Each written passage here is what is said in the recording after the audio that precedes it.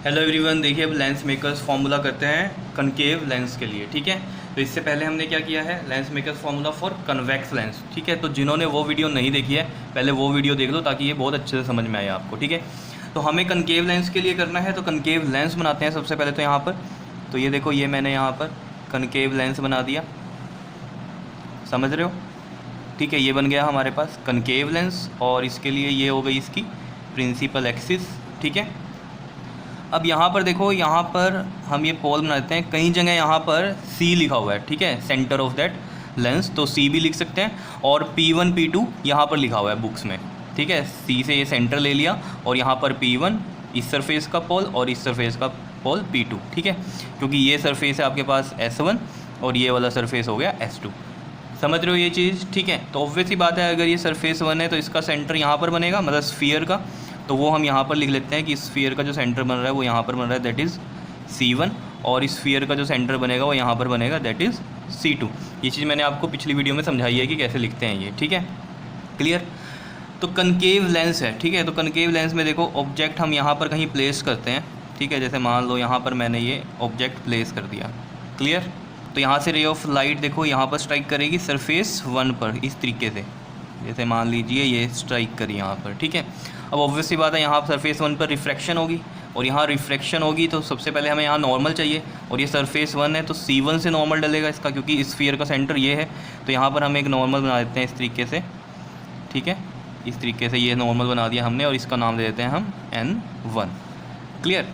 अब देखो ज़रा, ये वाला जो रिफ्रैक्टिव इंडेक्स है μ1 है और इस लेंस का जो रिफ्रैक्टिव इंडेक्स है वो है μ2, और अगेन यहाँ पर क्या है, रिफ्रैक्टिव इंडेक्स μ1। ऑब्वियसली बात है, ये एयर है, ये लेंस का मीडियम है, ये डेंसर है और ये क्या है, रेयरर है, क्लियर। तो अब जब सरफेस फर्स्ट पर रिफ्रैक्शन हुई, ये कैसे हुई, रेयरर टू डेंसर।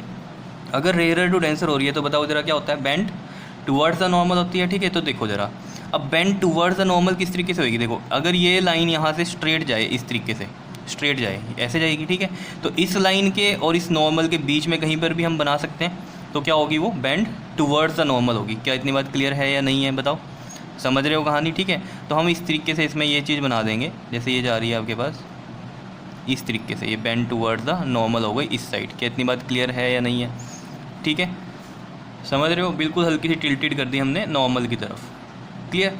अब देखो ज़रा, यहाँ जब ये सरफेस 2 पे गई तो यहाँ पर भी रिफ्रैक्शन होगी, लेकिन अब होगी डेंसर टू रेयर। लेकिन उससे पहले देखो, ये वाली जो है आपके पास, जो ये वाली रे है, ये इस तरीके से जा रही है। ठीक है, तो ये बैक ट्रेस अगर हम करेंगे, देखो अगर यहाँ पर हम इसको इस तरीके से बैक ट्रेस करेंगे तो यहाँ पर इमेज बनती इसकी, ठीक है, दैट इज़ इमेज 1। लेकिन ये सरफेस 2 पे भी क्या हो रही है, रिफ्रैक्शन हो रही है, तो अब एक नई जगह इमेज बनेगी। वो कैसे बनेगी, देखो सरफेस 2 पे भी रिफ्रैक्शन होगी, लेकिन ये होगी डेंसर टू रेयरर। तो इस पे भी हम क्या करेंगे, एक नॉर्मल ड्रॉ करेंगे इस तरीके से यहाँ पे। ठीक है, तो ये हमने एक नॉर्मल बना दिया और इसको नाम ले देते हैं हम N2। कितनी बात क्लियर है। अब देखना, डेंसर टू रेयरर कैसे होती है, बताओ ज़रा। Bend away from the normal, denser to rarer में क्या होती है, bend away from the normal. अब अवे फ्रॉम द नॉर्मल अगर होगी तो देखना ज़रा ध्यान से, ये रे अगर निकलती सीधी तो इस तरीके से जाती है स्ट्रेट ऐसे, तो ये स्ट्रेट अगर जाती है और ये रहा नॉर्मल, तो इस स्ट्रेट से इधर होनी चाहिए लाइट जो रे होगी हमारी। ठीक है, तभी हम कहेंगे bend away from the normal. ये चीज़ें समझ पा रहे हो। ठीक है, तो देखो अगर ये स्ट्रेट जाती तो ऑब्वियस बात है, इससे इधर इधर में बनाते हैं, क्योंकि ये वाला नॉर्मल है और ये वाला स्ट्रेट लाइन बनती तो उससे भी उधर जाती, तो होती bend away from the normal. ठीक है, तो देखो किस तरीके से, अगर ये चीज़ें नहीं पता चल रही हैं तो यार रिफ्रैक्शन वाले जो है टॉपिक देखो पहले, तो जहाँ मैंने नॉर्मल रिफ्रैक्शन आपको समझा रखा है। ठीक है, तो ये bend away from the normal हो गई और इसको हम बैक ट्रेस करेंगे और यहाँ पर ये क्या बन जाएगी, हमारे पास इमेज बन जाएगी। क्या इतनी बात क्लियर है, समझ में आ गई। Bend away from the normal किस तरीके से कह रहे हैं, ये देखो, ये लाइट रे अगर स्ट्रेट निकलती तो ये इस तरीके से निकलती, ये वाली अगर लाइट रे हम देखें तो ये स्ट्रेट इस तरीके से निकलती, और ये रहा नॉर्मल, तो इस स्ट्रेट वाली से इधर ही बनानी थी हमें, तभी हम कहते हैं कि bend away from the normal, कि इस नॉर्मल से अवे करनी थी और रेफरेंस लाइन ये वाली लेके चलनी थी जो कि स्ट्रेट निकलती, और इसको हमने जब बैक ट्रेस किया तो यहाँ पर ये इमेज बनेगी। क्या इतनी बात क्लियर है या नहीं है, समझ में आया। ठीक है, अब देखो ऑब्जेक्ट का जो डिस्टेंस है पोल से वो कितना मानेंगे हम, u, और इमेज 1 का जो कि सरफेस 1 से इमेज बन रही थी हमारे पास, उसके लिए क्या डिस्टेंस होगा यहाँ पर हमारे पास, v1। ठीक है, और इमेज का जो सरफेस 2 की वजह से बनी वो क्या होगा हमारे पास, नॉर्मल v। बताओ समझ में आया या नहीं। बिल्कुल सिंपल सी कहानी है। अब बिल्कुल सेम वैसे ही चलना है जैसे हमने पिछले टॉपिक में किया था। ठीक है, तो देखो S1 पे रिफ्रैक्शन हो रही है, कौन सा केस बनेगा, ये रेयरर टू डेंसर का, किसके लिए, कनकेव स्फेरिकल सरफेस वाला, याद है कनकेव स्फेरिकल सरफेस में किया था हमने, ठीक है।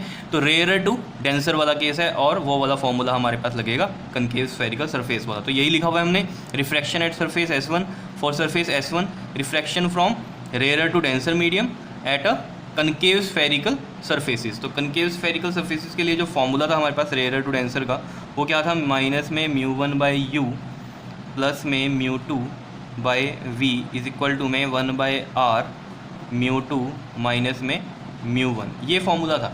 ये मैं आपको दिखा भी देता हूँ एक बार ताकि आपको याद आ जाए। देखिए ये टॉपिक था आपके पास, refraction from rare to denser for concave spherical surface के लिए, ठीक है।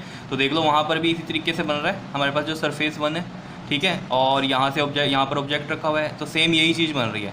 तो इसके लिए जो फॉर्मूला बना था वो ये बना था हमारे पास, माइनस का μ1/u प्लस में μ2/v इज इक्वल टू में 1/r μ2 माइनस μ1। तो यही हमने वहाँ पर लिखा है। क्लियर, चलो चलते हैं वहीं पर ही, ठीक है। तो समझ में आ गया होगा आपको ये कहाँ से लिखा है हमने फॉर्मूला, ठीक है।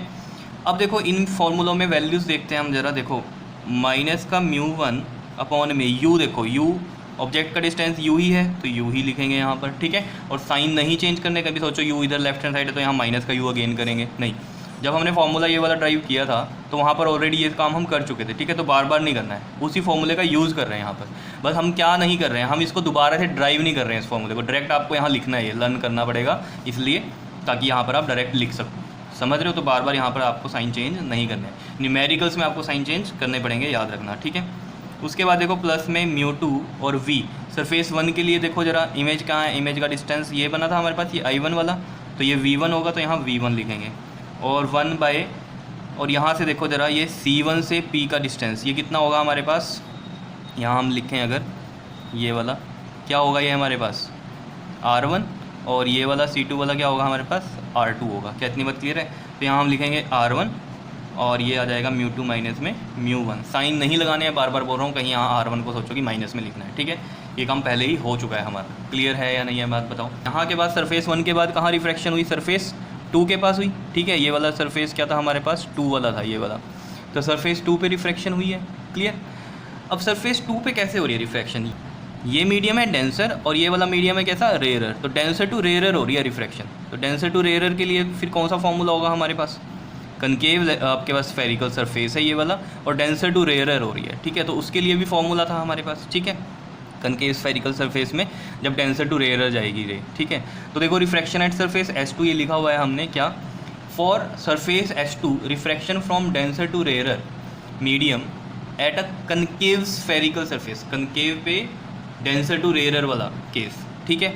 तो उसके लिए अगर फॉर्मूला आपको याद है तो वो क्या था हमारे पास, माइनस में μ2/u और था साथ में आपके पास प्लस में μ1/v इज इक्वल टू में 1/r, यहाँ पर आपके पास आता था μ1 माइनस में μ2। याद आया, कुछ नहीं याद आया तो मैं एक बार दिखा देता हूँ आपको टॉपिक। देखो ये टॉपिक था आपके पास, refraction from denser to rarer for concave spherical surface. देख लो ये सरफेस 2 ऐसा ही बन रहा है वहाँ पर हमारे पास, ठीक है, और इधर से रे आ रही है लाइट की, ठीक है। देख लो, याद करो, ऐसा ही है सरफेस 2, ठीक है वहाँ पर।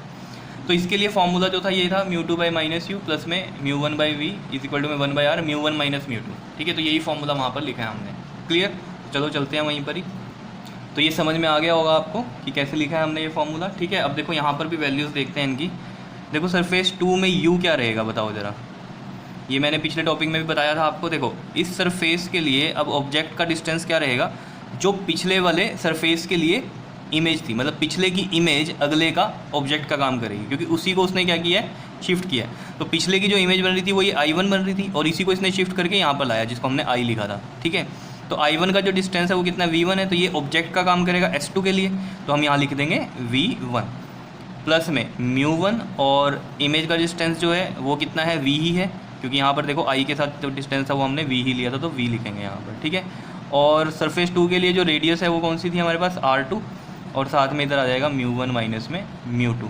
क्लियर है इतनी बात या नहीं बताओ, सिंपल है कहानी, ठीक है। अब देखो इसमें हमें क्या करना है, इस इक्वेशन में भी μ2 माइनस μ1 लेके आओ यहाँ पर, ठीक है। क्या करो यहाँ पर μ2 माइनस μ1 लेके आओ, जैसे यहाँ पर था हमारे पास μ2 माइनस μ1 है, तो हम कैसे ला सकते हैं।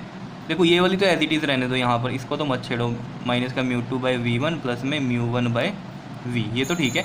इसको देखो ज़रा, यहाँ पे अगर हम माइनस कॉमन लेंगे तो माइनस में 1/r2 और ये μ2 प्लस का हो जाएगा और ये μ1 माइनस का हो जाएगा, यही होगा। तो माइनस वाला प्लस का हो गया, यानी कि ये μ2 पहले लिख देंगे, और μ1 माइनस का हो गया तो ये माइनस का μ1, इस तरीके से लिख देंगे। अब ये आ गई आपके पास सेकंड इक्वेशन। अब इसमें क्या करना है आपको, इसमें ऐड करो, एडिंग 1 and 2 को ऐड करो। ये वाली यहाँ 2 नहीं है, ये 1 है, ठीक है, गलती से लिखा गया, ये 1 है। तो एडिंग 1 and 2 करो, यहाँ पर क्या आ जाएगा आपके पास, ये लेफ्ट हैंड साइड में फर्स्ट इक्वेशन की वैल्यू क्या है, माइनस का μ1 बाई यू प्लस में μ2 बाई में v1, और सेकंड की लेफ्ट हैंड साइड वाली एज इट इज़ रख दूंगा एडिशन में, ठीक है ना, क्योंकि देखो अगर यहाँ प्लस लगाऊंगा और फिर ये वैल्यू रखूँगा तो आनी यही है एज इट इज़, तो मैं ऐसे ही लिख दूंगा इसको, माइनस में μ2 बाई में v1 प्लस में μ1 बाई v। अब ये मत समझ लेना ये माइनस हुई है, ठीक है, कई बच्चों के दिमाग में आ रही होंगी ये चीज़ें, ठीक है। तो यार बेसिक क्लियर रखो अपना, देखो हो प्लस ही रही है लेकिन यही वैल्यू है ना, एज इट इज़ मैंने रख दी यहाँ पर, आप करके देख लेना अलग से, यहाँ पर प्लस लगाओगे और इसे ब्रैकेट में रख लेना, फिर भी यही बनेगा। फिर चलो आगे चलते हैं। अब देखो ज़रा इसमें क्या है आपके पास, फर्स्ट इक्वेशन और ये सेकंड इक्वेशन, इसकी राइट हैंड साइड ऐड करो। देखो जब एडिशन करेंगे तो यहाँ करके दिखाता हूँ मैं ये आपको, देखो ये आपके पास आ जाएगा 1/r1 μ2 माइनस में μ1, और प्लस में इधर से देखो ये क्या आ गया, माइनस के 1/r2 और μ2 माइनस μ1, इस तरीके से बनेगी इक्वेशन। अब देखो प्लस माइनस माइनस ही होता है, इसलिए मैंने यहाँ पर भी इसी तरीके से रख दिया था वैल्यू, तो यहाँ भी मैं डायरेक्ट रख सकता था, ठीक है। अब देखो यहाँ से μ2 माइनस μ1 कॉमन है आपके पास, μ2 माइनस μ1 कॉमन है, तो यहाँ आ गया 1/r1 और ये प्लस माइनस माइनस था तो ये 1/r2 आ गया माइनस के, ठीक है, इस तरीके से आएगा। तो यही हम यहाँ पर लिखेंगे, तो μ2 माइनस में μ1 कॉमन आ गया, और यहाँ पर आ जाएगा आपके पास 1/r1 और माइनस में 1/r2। ये फिर ध्यान रखना ये एडिशन ही हो रही है, कहीं सोचो ये माइनस हो गया सब्ट्रैक्शन हो रही है, क्योंकि यहाँ ऑलरेडी माइनस है, इस वजह से ये माइनस आ रहा है, ठीक है। तो यहाँ से देखो अब जरा कुछ चीज़ कटती है तो काट दो, ये कटती है इसको काट दो, ठीक है, μ2/v1 माइनस में μ2/v1, क्लियर, एक प्लस में एक माइनस में। तो यहाँ से बचा क्या है आपके पास, देखो माइनस का μ1/u और ये μ1/v, ठीक है। तो इसको देखो ज़रा इस तरीके से लिख देंगे हम, μ1/v प्लस का तो पहले लिख दिया मैंने, माइनस में μ1/u, ये माइनस का इसलिए ऐसे लिख दिया, ये हो गया μ2 माइनस में μ1, और इधर से आ गया आपके पास 1/r1 माइनस में 1/r2, ठीक है। अब देखो अब क्या करेंगे, इसमें यहाँ से μ1 कॉमन लेंगे, μ1 कॉमन लेंगे तो ये बचेगा क्या, 1/v minus 1/u is equal to में μ2 माइनस में μ1, और इधर आ जाएगा 1/r1 माइनस के 1/r2। क्या इतनी बात क्लियर है या नहीं है बताओ, ठीक है। अब आपको पता है 1/v माइनस 1/u इधर रहने देंगे और μ1 को इधर लेकर जाएंगे, तो देखो μ2 माइनस में μ1 के नीचे μ1 जाएगा, तो μ2/μ1 और माइनस में μ1/μ1 ऐसे लिख सकते हैं हम, ये कट जाएगा, तो μ2/μ1 माइनस के 1, ये चीज़ पहले भी मैंने आपको समझाई है पिछले टॉपिक में, ठीक है। तो ये चीज़ बन जाएगी, तो यहाँ यही करेंगे हम, ये μ1 जब इधर जाएगा नीचे तो ये बन जाएगा μ2/μ1 माइनस का 1, इस तरीके से, और ये बन गया 1/r1 माइनस में 1/r2। तो ये अब रिफ्रैक्टिव इंडेक्स किसका है, 2 का, यानी कि मीडियम का। देखो ना ये μ2/में μ1 है, तो इसको लिखेंगे कैसे हम, refractive index of 2 with respect to 1, और एक्चुअली में क्या है रिफ्रैक्टिव इंडेक्स 2 का, और 2 क्या है हमारे पास, लेंस का मीडियम है, ठीक है। तो मैं इसको नॉर्मली म्यू लिख सकता हूँ, और ये समझ आना रिफ्रैक्टिव इंडेक्स किसका है, मीडियम का है, क्लियर है इतनी बात, ठीक है। तो यही चीज़ हम यहाँ पर करेंगे। अब देखो 1/v माइनस 1/u, ये क्या होता है हमारे पास, लेंस फार्मूला, तो ये हम 1/f से लिख सकते हैं, ये पता होगा आपको। μ2/μ1 को हम म्यू से लिख देते हैं, that is refractive index of medium हो गया, माइनस का 1, और ये आपके पास आ गया 1/r1 माइनस में 1/r2। क्या इतनी बात क्लियर है या नहीं है। तो ये आ गया lens makers formula for concave lens, और यही सेम फार्मूला देखो आपके पास लेंस मेकर्स किस में बना था, कन्वेक्स में भी यही सेम बना था, तो सेम ही है, ठीक है। लेकिन यहाँ पर भी हमने प्रूफ कर दिया है किस तरीके से आया है, ठीक है। कर लोगे, ये बहुत सिंपल नहीं है क्या, बताओ, कुछ भी नहीं है मुश्किल, बहुत सिंपल है, बस ये डायग्राम अच्छे से बन जाए आपका, और ये फॉर्मूले अगर आपको याद हैं जो हमने स्फेरिकल सरफेसेस पे किए थे, तो बस फिर तो कुछ भी नहीं है, डेरिवेशन आसानी से हो जाएगी आपकी, क्लियर। और एक चीज़ मेन बात जो ध्यान रखनी है इसमें, कि जो सरफेस 2 है इसमें ऑब्जेक्ट का डिस्टेंस क्या होगा, जो पिछले सरफेस पे इमेज बनी थी वही डिस्टेंस हम अगले का ऑब्जेक्ट लेकर चलेंगे। क्या इतनी बात क्लियर है, मतलब पिछले की इमेज अगले का ऑब्जेक्ट मानकर चलना है, क्लियर। ओके जी, थैंक यू।